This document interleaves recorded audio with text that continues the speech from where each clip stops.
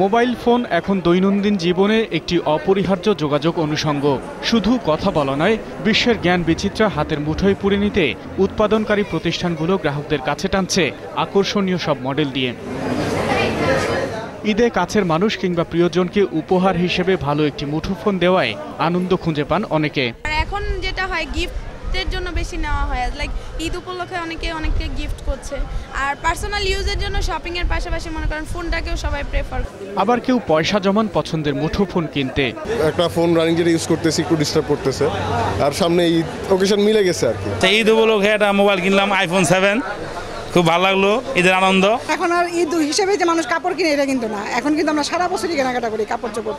তো ঈদ হিসেবে একটা মোবাইলটা এটা একটা বেটার জিনিস আমার কাছে মনে হয়। ব্যবসায়ীরাও সারা বছরের তুলনায় ঈদ মৌসুমে মুনাফা করেন দ্বিগুণ। কাস্টমারটা বেশি ফিডব্যাক দিচ্ছে, আপনার অ্যাপেল এবং স্যামসাং অ্যাসেট প্লাস এগুলো বেশি আমাদের ফিডব্যাক দিচ্ছে।